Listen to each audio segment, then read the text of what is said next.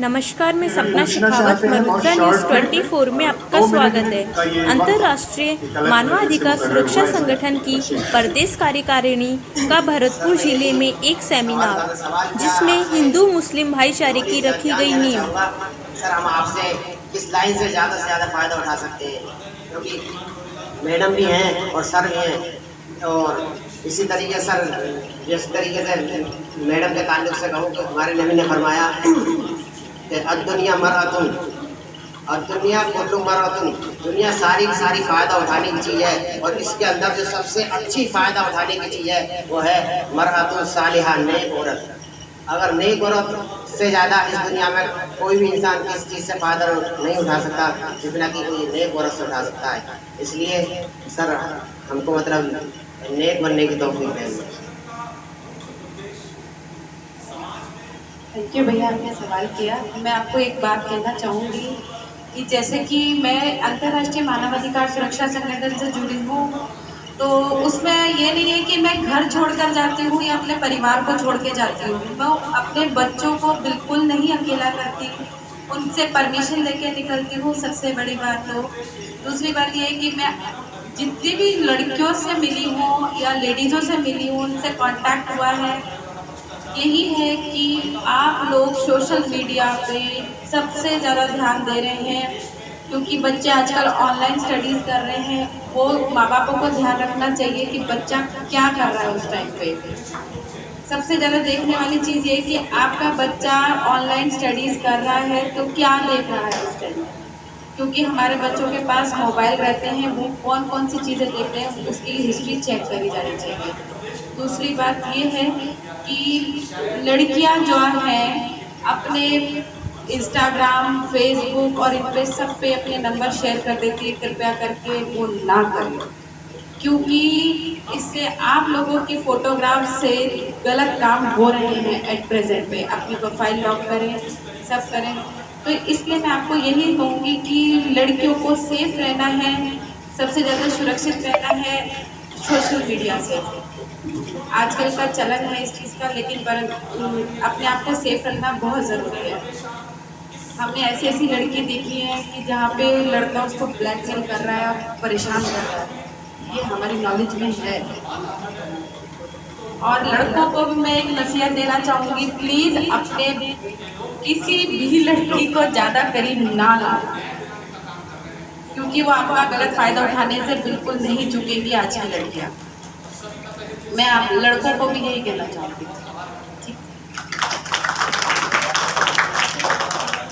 बच्चों, आप लोगों की तरफ से जो आपकी नन्ही नन्ही आंखों में सपने और सवाल मुझे दिख रहे हैं, मैं एक सवाल रख देता हूँ आप सबकी ओर से कि ये इदारा, ये संगठन, यहाँ उसके लीडरान बैठे हैं कि what are the future objects of this organisation, what are the future plannings, please.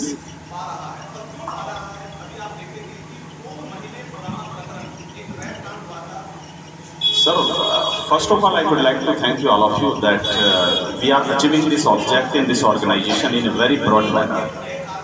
The main objective of this organization is bring to justice to the people. And the justice may be different types, like as women harassment, corruption, terrorism, anti-national activities.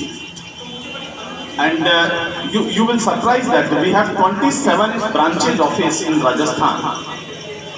27, and each branches office have district president and district prabhari.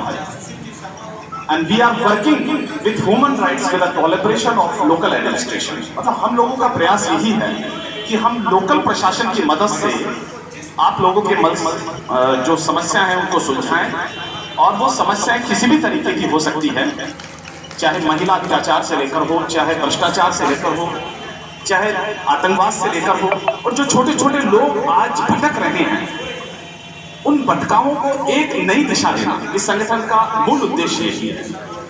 और जहां कहीं भी आपको इस तरह का वाक्य नजर आता है, आप प्लीज हमारे प्रदेश संयोजक अशोक जी शर्मा है, हमारे वरिष्ठ प्रभारी जी हैं शिवानी जी त्यागी, हमारे पायल जी सिंगल हैं, ये हमारे प्रदेश के और सबसे महत्वपूर्ण व्यक्तित्व जो हमारे भरतपुर में ही बैठते हैं, श्रीमती पद्मा विनोचा जी हैं जो भरतपुर जिलाध्यक्ष हैं, सुशील जी शर्मा है जो जिलाध्यक्ष हैं, और जो युवा प्रतिष्ठित निवेश तिवारी जी अभी युवा उपाध्यक्ष भी चुने गए हैं। एक बहुत ही मतलब व्यक्तित्व के धनी है। और सबसे प्रिय जो हमारे यहाँ के जो अप्रोच रखते हैं मिस्टर डोरीलाल जी कटारा जो प्रदेश के महामंत्री हैं। आप इन सब लोगों से बातचीत कर सकते हैं और निसंदेह मैं आपको विश्वास दिलाता हूं कि 24 घंटे के अंदर आपकी वो समस्या गति पकड़ेगी और हम निश्चित रूप से जिस उद्देश्य के लिए संगठन की स्थापना की गई है उसको पूरा करेंगे। बहुत बहुत धन्यवाद। Thank you very much.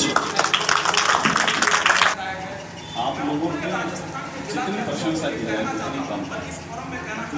जिस दिल्लगी से आज भरतपुर क्षेत्र में अपनी बाहें फैला के हमारा स्वागत किया है, निश्चित तौर पर जैसे प्रभु श्री राम पधारे थे और अयोध्या में उनका स्वागत हुआ था, हमारे पैगंबर साहब जिस तरीके से स्वागत के लिए आप लोगों ने उनके लिए बाहें बिछा दी थी, शायद उस कद को आप हमें दे रहे हैं। इससे बड़े सौभाग्य की बात होगी।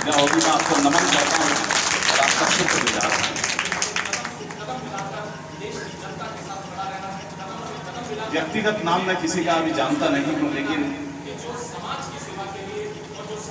हमारे जो इस मंच को पूरी तरीके से जिस व्यक्तित्व ने संभाला है, हमारे रेणु साहब, मैं उनका बहुत तहे दिल से आभार व्यक्त करता हूँ। हमारे रिजवान हाफिज, इमाम साहब और पार्षद मनोनीत पार्षद प्रवीण बानो, और मेरे दिल के करीब और मेरे लिए आत्मीयता और श्रद्धा से परिपूर्ण यदि वो शख्सियत है तो वो है पद्मा विनोचा।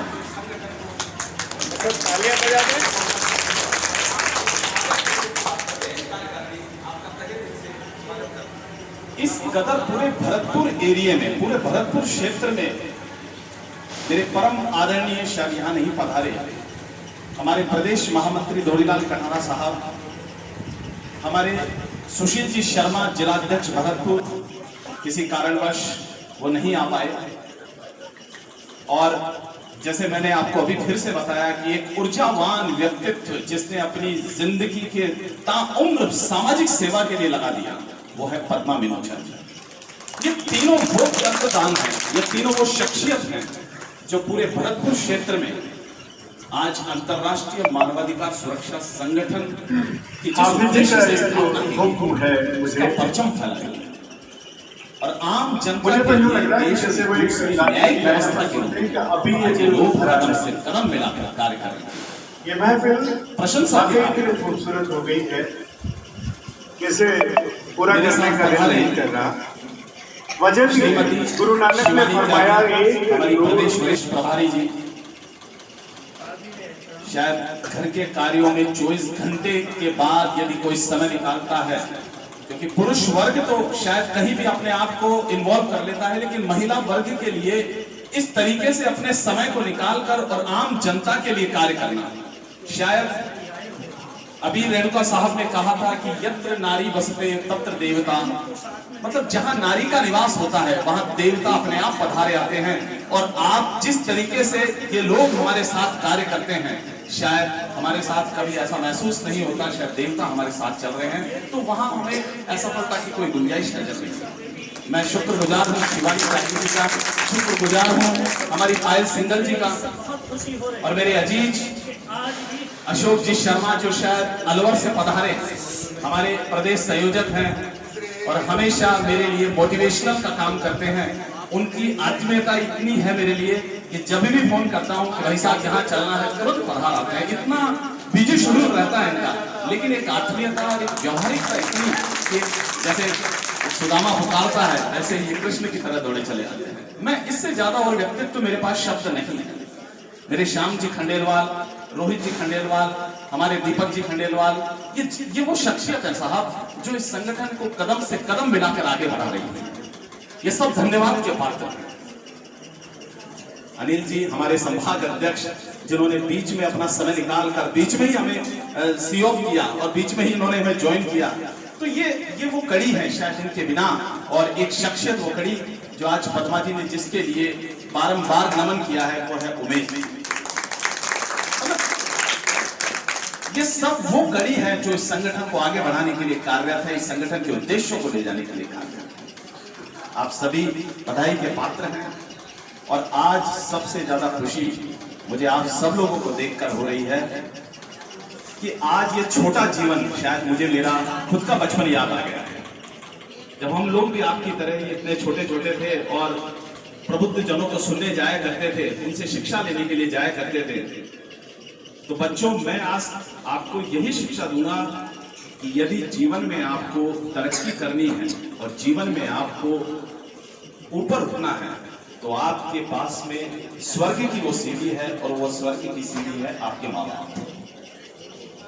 यदि उनका आपने तहे दिल से सम्मान किया, आप कहीं भी जाएं, किसी भी कार्य में जाएं, सर्वप्रथम वो आपके देवता तुल्य हैं, उनको नमन करके जाएं, सफलता आपके कदमों के नीचे होगी। ये बहुत बड़ी सीख दे रहा हूं आपको। जीवन में आगे बहुत बढ़ा जा सकता है, लेकिन माँ बाप की कल्पना या माँ बाप का कर्ज आप जीवन में कभी नहीं उतार सकते, क्योंकि वो आपके लिए सबसे बड़ा स्वर्ग है। उनका सम्मान करें, उनका आदर करें, और हर बार में उनकी आज्ञा लें। क्योंकि आज का परिवेश में देख रहा हूं कि लोग जैसे जैसे आगे बढ़ते जाते हैं, अपने वो संस्कारों को भूल जाते हैं, अपने माँ बाप के उन कर्जों को भूल जाते हैं। अरे माँ बाप का कर्जा तो आप जिंदगी में कभी नहीं उतार सकते, क्योंकि वो खुद भूखा रहता है, लेकिन आपको भूखा नहीं रहने देता। वो आपको सही मार्ग में चलने की हिदायत देता है कि आप सही मार्ग पर चलें। कि आज की युवा पीढ़ी जिस कदर जा रही है, हमें उस संस्कार को वापस लेके आना है, और ये संगठन कहीं ना कहीं संस्कार से जुड़ा हुआ है।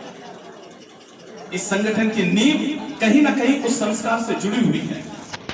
यदि आप में वो संस्कार शुरू से ही आएंगे, तो आप महिलाओं का जहां पर अत्याचार होगा, आप खड़े हो जाएंगे, आप में वो भावना क्रिएट होगी, आप उस कार्य को आगे बढ़ाएंगे। जहां आप भ्रष्टाचार देंगे, क्योंकि आपके जीवन में आपके माँ बाप ने यही सिखाया है कि सत्य पर चलो, कभी झूठी राह पर मत चलो, सही रास्ते पर चलो। ये संगठन उसी रास्ते की है। तो बच्चों, आज मैं आपको जो सीख दे रहा हूं, वो सीख यही है कि माँ बाप का कर्जा, माँ बाप की आज्ञा का पालन, और वो आपको कह रहे हैं कि आपको शिक्षा ग्रहण करनी है, तो शिक्षा ग्रहण करनी है। क्योंकि आपके जीवन में आपको यदि कोई ऊंचाई पर ले जाएगा, तो वो आपकी तालीम, आपकी शिक्षा ले जाएगी। मैं बहुत देखता हूं कि बच्चे बहुत कम उम्र में पढ़ाई करना छोड़ देते हैं। हमें वो नहीं करना है। आप अपने जीवन के उस पड़ाव पर तो पहुंचे जहां पर शिक्षा की आपको उस कदर की आवश्यकता है।